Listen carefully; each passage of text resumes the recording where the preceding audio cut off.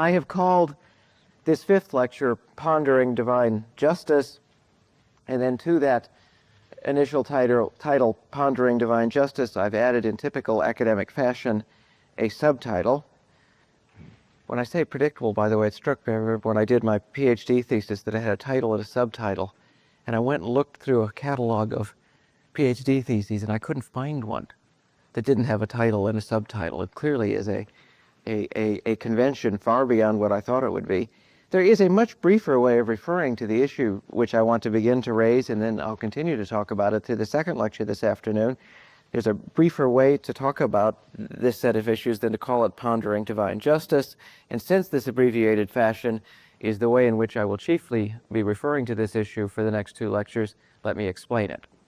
The abbreviated shorthand and probably more accurate way of referring to the issues which we'll address for the first couple of hours this afternoon is to say that I'm going to talk about the theodicy issue.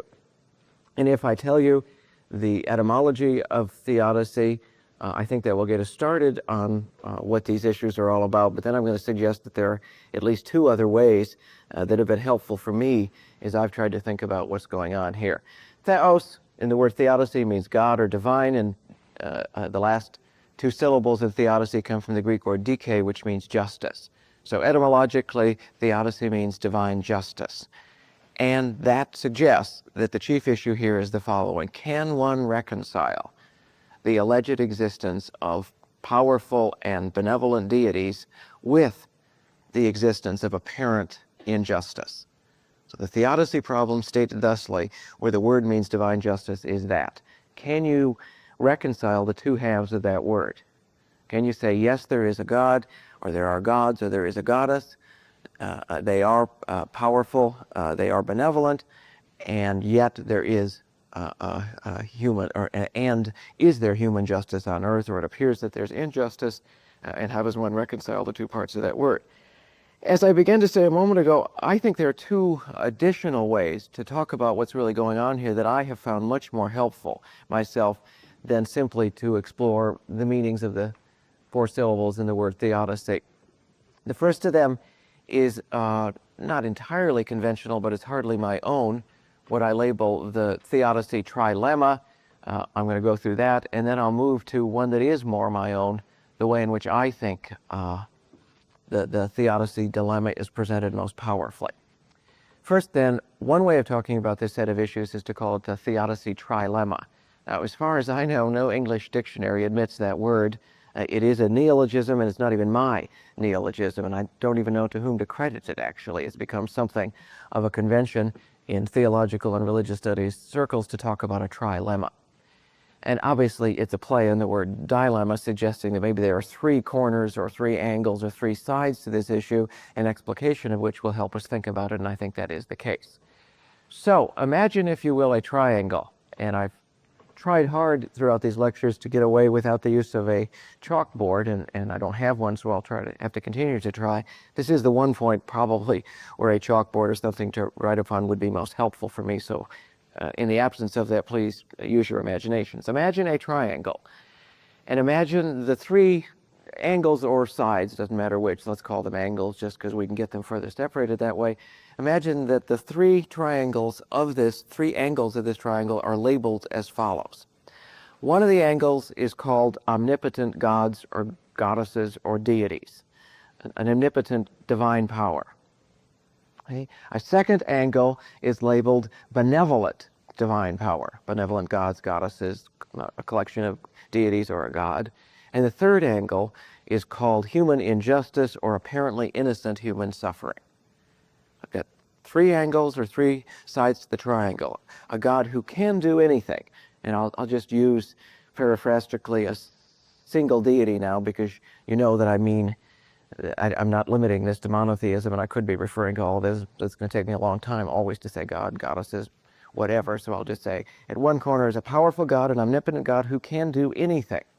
And another corner is a benevolent God, a God who wishes to do the right thing, a benevolent and just God who wishes to do the merciful and the just thing for humanity. And in the third corner is apparently innocent human suffering or human injustice.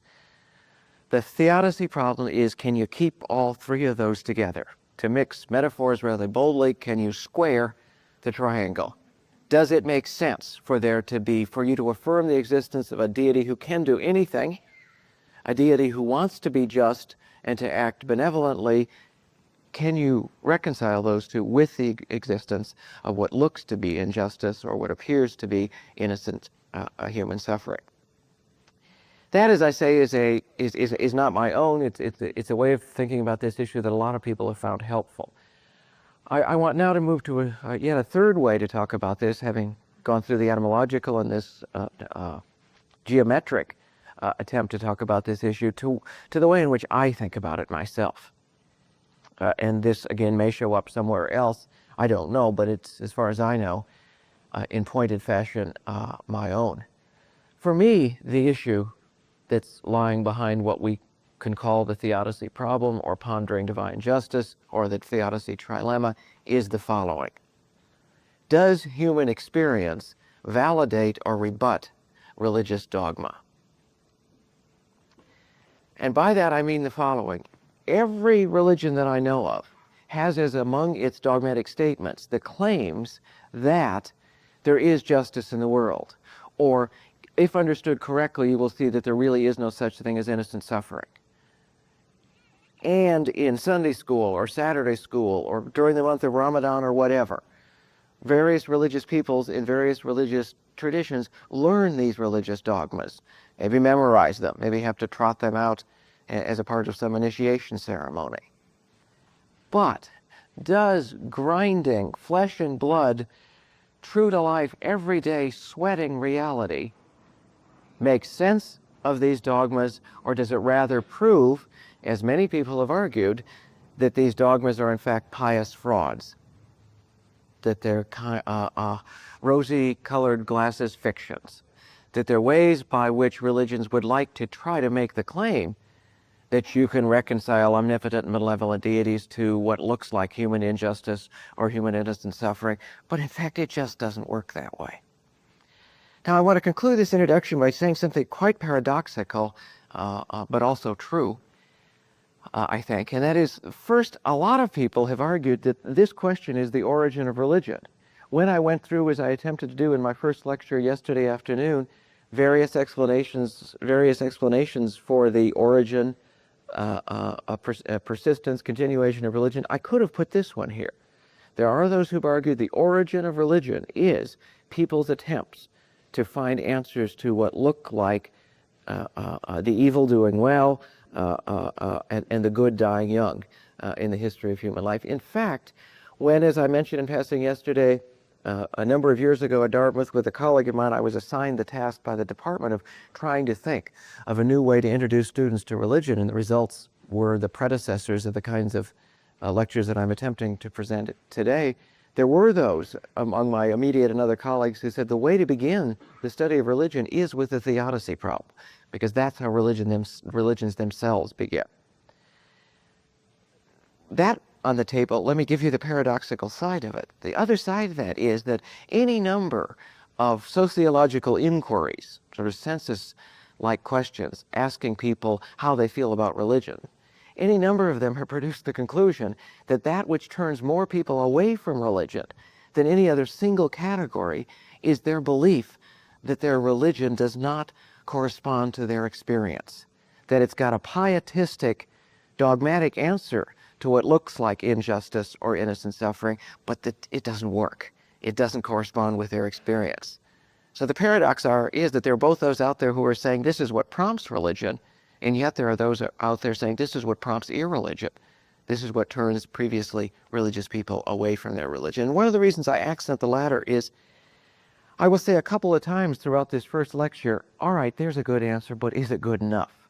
I'll say it when we get to the book of Job, and I may say it in the second lecture this afternoon. And I want to do that because I don't want, I hope you don't think that I have, I'm sure I've got all kinds of vices, but I hope I don't fall prey to the vice of a failure of courage in surmounting this issue. And I do want to be very clear to you in saying, if you come out of hearing me or reading a whole lot of people talk about answers to the theodicy problem saying it doesn't work, or that really won't wash with the kind of experience that I know of or that I myself have experienced, you're in good company. A lot of people have reached similar conclusions. That is various ways of conceiving the theodicy problem. However we conceive the theodicy problem, and I'm going to, because it's the one that I like, probably come back most often to the experience versus dogma way of conceiving it. However we conceive of it, there are a series of solutions that many of the world's religions have come to the theodicy problem. And therefore, before we ever talk about one a sustained example of this in the book of Job, and then go on in the next lecture to talk at length about Christianity and more briefly about Buddhism and Hinduism, I want to, in the abstract, list for you 5 ways in which various religions, and I may exemplify some of these occasionally, have attempted to solve the theodicy problem. And when I say various religions, that's not quite true. 4 of them work for religions and 1 of them doesn't at all. 4 attempted solutions to the theodicy problem, which you could probably find instances of in almost every world religion. I will seize upon what seems to me the central answer of a religion to the theodicy problem, but they're all pretty comprehensive in occasionally choosing others of these. The first solution, that obviously, which is least religious and or is plainly irreligious, is to say, yes, I understand the trilemma so posed, benevolent deities and infinite deities and innocent suffering and justice, or I understand the dilemma posed as experience versus dogma. The solution is obvious. The solution is you cannot reconcile theos with decay. You cannot reconcile the existence of a deity with human injustice and innocent suffering. And the answer is easy. Remove those corners that talk about gods at all. There is no answer to the theodicy problem because there are no benevolent, omnipotent deities. If any of you have read any of the novels or prose of any number of folks who have responded to the Holocaust in the last 40 or 50 years, you will have come upon this solution. Because one of the responses of numbers of Jewish and non-Jewish thinkers to the Holocaust has been to say, if anybody needed additional evidence for the fact that there cannot possibly be an omnipotent, benevolent deity, the a fortiori proof of that is the Holocaust. That's it. Between what, 5 and 9 million Jews, between 2 and 4 million Jewish children, say nothing of lots of other groups, there's the proof par excellence. Obviously, there cannot be a benevolent, omnipotent deity because any such deity could not possibly have allowed such a thing to have occurred. For religious answers, after this answer which abandons theism altogether, a second answer is dualism, and having explained this, then I'll give you an example and it may make it clearer. Second example is to say, yes, there are powerful, omnipotent, benevolent deities, and yes, there is apparently innocent human suffering, and the answer to that is that the omnipotent deities who are benevolent are not the only divine powers. There are also very powerful deities or semi-divine beings who are malignant, who have malicious, malevolent intents instead of benevolent intents. And with the possible exception of the Hindu solution, which we'll conclude with today, this may be the most rational solution to the problem of suffering. It is a very rational answer. Yes, there are a series of gods up there who will good and who would like human affairs to run justly. But there are also a series of beings up there who will malevolent thoughts and who wish human affairs to run unjustly or according to some standard of injustice. And the cosmos is a continuing struggle between those kinds of deities. And when the malevolent powers have the upper hand, then things are going to go powerfully. Lots of ancient Gnosticisms. Gnosticisms is a kind of catch-all category to refer to a group of Mediterranean religions that argued that knowledge was the key. The Greek word for knowledge is gnosis or gnosis. And therefore if anything you've heard about Gnosticism sounds a bit vague, again, that's pretty fair. Because there are so many different collections of religions that we dump into the can that we call Gnosticism that one cannot but be vague in talking about it fairly comprehensively. But lots of ancient religions to which we attach the label Gnosticism are dualisms, have a good God and a bad God. I said in passing that a lot of historians of religion would say that it's self-evident that Christianity is not a monotheism, whatever its adherents claim. As soon as you're going to talk about a figure like the Mother of God or the Blessed Virgin Mary and saints, you're probably not talking monotheistically, many historians of religion would say. So too, any brands of Christianity which make out of Hasatan, the Hebrew word for the adversary, and I'll return to that when I get to Job, that make out of Satan or Diabolos, the devil, a semi-divine or a divine-like figure who's responsible for human suffering or human injustice, the motive behind that is probably, or at least partially, a solution to the problem of theodicy. So those elements within Christianity, and not all do, which accent the role of Satan or of the devil, are probably not monotheistic, but may be very logical in their solution to the problem of suffering. Third, and midway in going through 5 solutions to the problem of suffering, back to almost all of them I will come. When I say the problem of suffering, by the way, again, I'm using a periphrasis for the issue, the theodicy issue. It's sometimes called the problem of evil, or the problem of suffering, or the theodicy problem, or any of the other terms that I've used for it today. Third is to argue that we are all guilty. And let me go back to the trilemma. Benevolent deities, omnipotent deities, apparently innocent human suffering, or apparent injustice. This solution says get rid of that adjective or that adverb. Yes, there is human suffering. Yes, there is injustice, but it's only apparently innocent human suffering because we are all guilty. All human beings, as human beings, are guilty and are deserving of whatever kinds of suffering or injustice through which they go. Now, to elaborate briefly upon this, just to give you a couple of instances of it, and I think you could imagine, at least as well as I can, some of the versions of this. Some versions include statements like the following, that even that accent intention over acts. And one way to approach this solution to it is to say, even if it's the case that you have never murdered, that you have never committed adultery, that the first time, after my undergraduate degree, I was a student at Cambridge University, and that's the first time I read the New Testament in Greek. And it was the first time I understood the freedom that Anglican bishops had, because I was reading the New Testament with an Anglican bishop called J.A.T. Robinson, who wrote a very famous book called Honest to God in the 1960s. And we were reading through the Sermon on the Mount, and when we got to the section in the Sermon on the Mount where it says, you have heard X, but I want to tell you why, and I was translating, and that you have heard, Jesus says in the Sermon on the Mount, that to lust after the woman across the street is as bad as committing adultery. To which John Robinson, and here I am, a 21-year-old easily shocked student, said, it probably is the case that to lust after the woman across the street is as bad as committing adultery, but it sure isn't as good. Well, any statement that would say that to lust after a woman on the other side, and the thing that Jimmy Carter admitted in a Playboy interview that had run through his mind, any religious analysis of that says that's right. To think a thought like that is at least as bad as doing it, or is as bad as doing it. When you're on that level, then I think we probably are all honest enough with ourselves to say, yep, we are all guilty. We probably have always had, and probably very frequently had, impulses upon which we haven't acted, but that we cannot say were perfectly innocent or altogether laudable impulses. The Book of Common Prayer, the Anglican Book of Common Prayer, refers to this, of course, as the devices and the desires of the human heart, which, if any of you is a P.D. James fan, as am I, is also the title of the latest P.D. James murder novel. I'm just begun it. I don't know if people get murdered in it, except for the one who the death is referred to on the first page. Now, another example of this, since I said I'd give you a couple of examples that we are all guilty, beyond saying that any kind of evil intent or intention is as bad as committing an evil act, is the category of original sin. And when Christianity, for example, refers to original sin, that is an example of we are all guilty.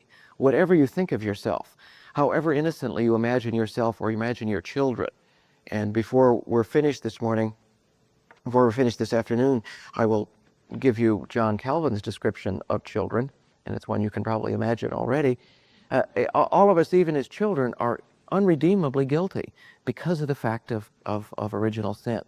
That inborn in us as human specimens, as members of Homo sapiens, is the fact that we are guilty. Fourth solution to the theodicy problem is what I call, and others have too, suffer. I think so. I'm not sure if this phrase is original or not, that suffering is educative. That is to say, yes, there are benevolent deities, yes, there are omnipotent deities, and yes, there is innocent suffering, but the suffering exists for a reason.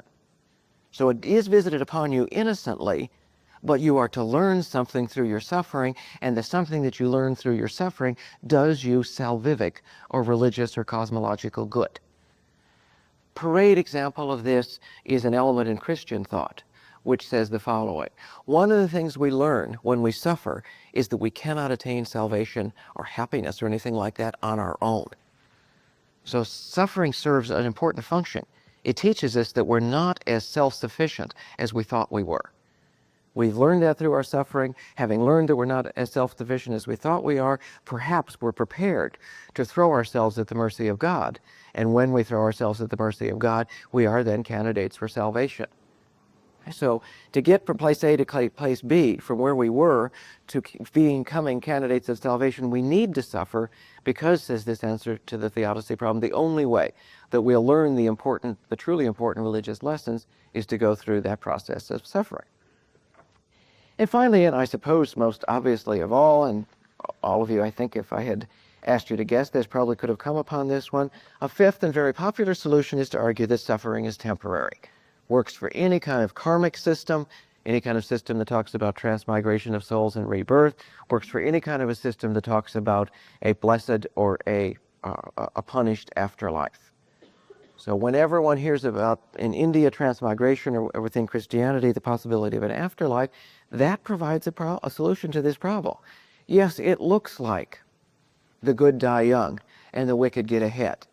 But it looks like that only if you're so benighted that you assume real reality or true reality is this brief span of years that we have on the earth. That's a flash in the pan.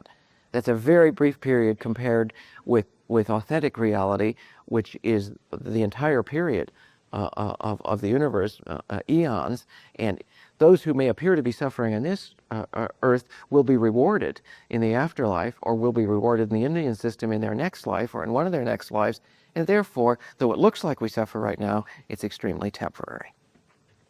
To say that those 5 solutions are the only solutions to the problem of suffering is, of course, obviously wrong, and you will know that at least as well as I do. I want, however, to conclude with them, and I do think one could make the case that they are the 5 that show up more often than anything else. And I want to conclude with them because I want to give you now an instance of the theodicy problem, especially viewed as the conflict between dogma and experience. And I want to give you an instance of the theodicy problem by offering you eventually a reading of the book of Job. Book of Job, as you almost certainly know, shows up now in the Hebrew Bible, or in what Christians call the Old Testament. Biblical scholars like myself, tend to date Job to the 6th century BC, but questions like the literary history of the book and when we date it are going to be, for what I want to say, less important than the plot of the book and the issues of how it confronts innocent suffering. I think Job was a particularly good example because, well, for several reasons, because the book has been used by so many moderns as an instance of innocent suffering. The 19th century Danish existentialist Kierkegaard loved the book of Job and wrote often about the book of Job. The great 20th century Jewish scholar Martin Buber returned over and over again to the book of Job. And as I mentioned yesterday, the graduate of the Hotchkiss School at Yale College and the Harvard Law School, Archibald MacLeish, wrote a play called J.B., which all of us had to read in high school or college, and maybe some of you have read in your lives as well. There's an accepted adjective, Jobin, to refer to innocent suffering, and therefore its status as a kind of paradigm of innocent suffering is something that perhaps we can admit as a given. I do hope that looking at Job and at this book, if you have the chance to read it, or if you have read it before, you can be a little bit more sympathetic to the protagonist of the book, to Job himself, than are his 3 friends. Now, I'm getting ahead of myself because we haven't gone through the plot, but those of you who know the book know that 3 friends, in quotes, show up on the scene and trot out some standard pieties to Job, and they don't work very well. Now, the reason they don't work very well, and the real reason that I choose the book of Job, is that Job is to his three friends as experience is to dogma. I'll give you instances of that in a moment, but essentially, the non-Joban characters in the book, throughout the poetic dialogues of the book, come on the scene and quote out of the Hebrew Bible to Job, give him instances of the problem, of the answers to the problem of suffering from various places in ancient Israelite thought. But nowhere does any one of them take serious account of Job's experience. And that's what so infuriates Job. Instead of trotting out these pieties, wouldn't you please look at me? When I look at Job, my portrait of Job is nothing like a patient Job. Somehow the figure of Job as a patient figure has made its way into as a kind of an aphorism, and as at least one of you knows, if there's a paradigmatic figure of impatience in the Old Testament, it is Job. He's radically impatient. He's impatient with what he sees as God as a kind of baleful eye in the sky instead of someone helping him out.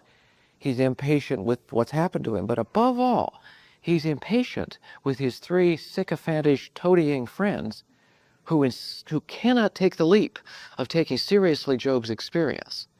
Instead of taking seriously Job's experience, continue to rely upon pat dogmas over and over again. My portrait of Job is a kind of ancient Near Eastern archaeological portrait. When I think of Job, I see him sitting on a garbage pile that normally sat just outside ancient Near Eastern cities, a pile of offal, O-F-F-A-L, and Job is sitting on this pile of offal, infected with some hideous skin disease, and he's picked up a potsherd and he's scratching the skin disease on top of his losing his fortune and his family. And that portrait of Job, I hope, is one that is more in accord with what Job himself would like, and that is that some attention be paid to his experience than what he gets from the three other human characters in the main part of the book. Book of Job is divided into a prologue, some dialogues, a voice from the whirlwind, and an epilogue, and about each one of these I want to say a few things. In the prologue, which corresponds to the first two chapters of Job, and they are in prose, like most of the book of Job, which is in poetry, it's also very unusual poetry, a poetry that's quite different from any poetry in the Hebrew Bible, and the language is an odd kind of poetic dialect. Many have suggested that, in fact, the origin of the book of Job is that it's Edomite. It's a part of the Syria-Palestine that you and I would call Jordan today, down there by Petra. And the book itself locates Job in Edom. So this may well be a book that came from an extra-Israelite nation that was later on imported into the book of Job. What do we learn first from the two chapters of prose that are the prologue to the book of Job? Well, we learn that Job was a great man in many senses. He's great because of his great possessions. He's got 7,000 sheep, for example. He's great because of his family. He's got, for example, 7 sons and 3 daughters. And that's good in the ancient Near East to have more than twice as many sons as daughters. Much more importantly than either his possessions or his family size, however, is the following. We learn several times in the prologue, from the lips of God himself, that Job is, quote, upright, blameless, and a fearer of God. Now, I'll make a lot of that, and I'll come back to it, but I want to say that again. We learn several times in the prologue from God himself that Job is upright, blameless, and a fearer of God. Now, this upright person, and this person with all those possessions, is the subject of a bet, a wager between God and a divine emissary called the adversary. When you reread the book of Job, or when you think of the book of Job again, please don't be too hard on the character who's called the adversary in the book of Job. And please don't bring notions about Satan from 1,000 years later back into the book of Job. In the book of Job, this figure called Ha-Satan, which is Hebrew or Edomite for the adversary, is a functional definition. It's not a title. It's not the devil or Satan. It's a character that was almost certainly borrowed from the Persian court that operates as do today's KGB or CIA agents. The Persian court had a character in them whose job it was to hang out in bathrooms, to hang out where people were smoking cigars, and I'm using modern terminology, not that the Persians actually smoked cigars, to hang out when people's guard was down and find out when their guard was down, what were they really thinking and saying about the king. So that's the adversary's role. Of course, Job says the right things about God when he's on his knees, when he's in public. But does he really think that? And let's see what happens to him if matters go a little bit less well for him. So this adversary, so God says, fine, have at it. Adversary has at Job a couple of times. Job doesn't bat an eyelash. Third time the adversary has at Job, he not only affects his possessions and his family, but Job himself. And Job sinks into this kind of self-possessed, impatient scene, which I tried to describe for you earlier. So that's the prologue. The prologue is followed by 30-odd chapters of poetic dialogue. And here is where Job's three friends, Eliphaz, Bildad, and Zophar, enter upon the scene.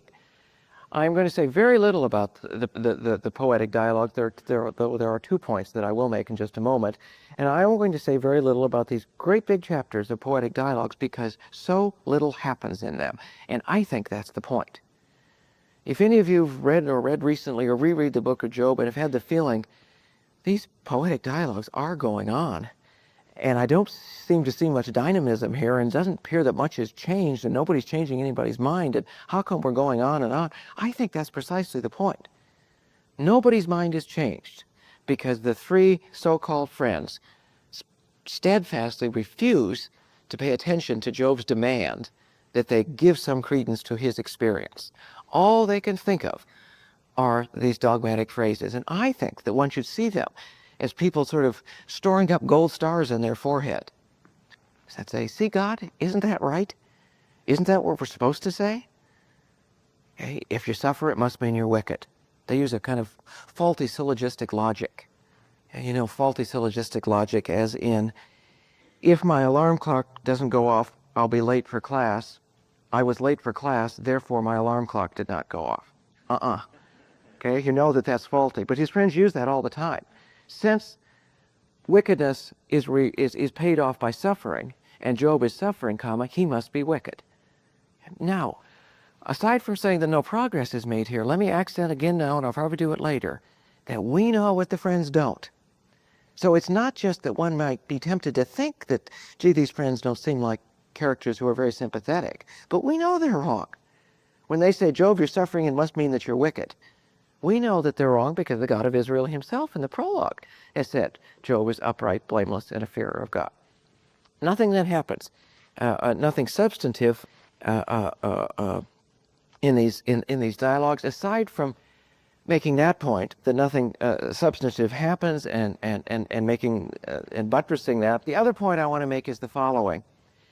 In the period in which the book of Job was written, the notion of personal immortality, or any kind of immortality, group or individual, had not yet entered ancient Judaism. So the option that otherwise might seem as an obvious one in the book of Job is not taken by either Job or by his friends. That is to say, nobody in the book of Job says, just wait a minute, Job. It looks like you're suffering, but wait till you die and then you go to heaven and things will be okay. Nobody takes that option in the book of Job because the thought of group or individual immortality had not yet entered Judaism, and it doesn't for 5 or 6 centuries after the composition of the book of Job. It's only in the Hellenistic era, only in the era of the birth of Christianity, that all Mediterranean religions begin to compete with one another by way of trying to make claims about their religion offering its adherents immortality. In this period, and it's not just implicitly ignored, by the way, it's explicitly stated in the book of Job. Job says, I know this is it. When I die, I will be no more, and that's it. When humans die, they die. So I want an answer now. Don't you dare suggest to me that I'm going to get an answer later, because I know there is no later. Or that whatever happens later, it's nothing that could be called human life in any kind of authentic sense. Third major movement of the book of Job is the voice from the whirlwind. If you're interested in chapters, by the way, and I've not given you very many, the prologue is 1 through 2. The endless chapters of poetic dialogue where I have argued, and I hope plausibly, that no progress is made, are chapters 3 through 35. And actually, in the last few of those, a fourth friend of Job called Elihu shows up on the scene, but most literary scholars think that section of chapters was added later. The whirlwind speech then starts in chapter 36, and it goes through the very first part of chapter 42. The speech out of the whirlwind is the God of Israel showing up on the scene and just sort of blowing away Job and his friends with an enormous theophany. It's a cataclysmic sound and light show. He shows up and there's lightning and thunder and rumbling, and Job and his friends are rendered for 4.5 chapters completely speechless. And what does the God of Israel say above all? Well, let me give you some examples of what he says above all, though this is not the chief point that I want to make out of the Voice from the Whirlwind section. He says things like the following: "Who is this," to Job, "that darkens counsel by words without knowledge? Do you know," and I'm trying to speak in bold print, as it were, when I get to words like knowledge and know, "who is it that darkens counsel by words without knowledge? Do you know the expanse of the earth? Declare it if you know all this. Who can number the clouds by wisdom? Can you number the months that the goats fulfill? Do you know the time that they bring forth? Is it by your knowledge that the hawk soars?" Well, I could go on. I think it's defensible, and I haven't looked it up actually in a thesaurus or a concordance to actually prove this, but that the words know and knowledge show up in these few chapters more often than they do anywhere other place in the Hebrew Bible, and the point is clear. The God of Israel simply has a sphere and a capacity for knowledge that's incomparably greater than that of any normal human being. Okay? And in response to that, therefore, Job says in either his first words, "Now I know.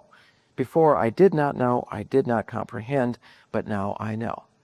So one of the effects of the whirlwind speech is for the God of Israel to say, "Job, I'm angry with you." And we're going to mollify this in just a moment. But from this section of it, "Job, I'm angry with you because what you failed to say in all your impatient ranting, what you failed apparently to recognize in all your impatient ranting, is that God knows what you will never know. And therefore you've spoken in a way out of ignorance." That's not all he says to Job, and he's going to say something more to Job that in a way makes Job appear in a more positive light when we get to the epilogue. But notice already that this has happened. That already something about Job and what he argues finds enormous support in this scene. Why? Because Job based his arguments upon experience, asked his friends to pay attention to his experience as they would not, wanted God to respond to him in some experiential way, and that's exactly what the God of Israel does. Hey, the voice out of the whirlwind, I think the key thing about it is it's a divine experience. Job says, "I base my reality upon experience. Can you validate that or not?" And the God of Israel does validate it.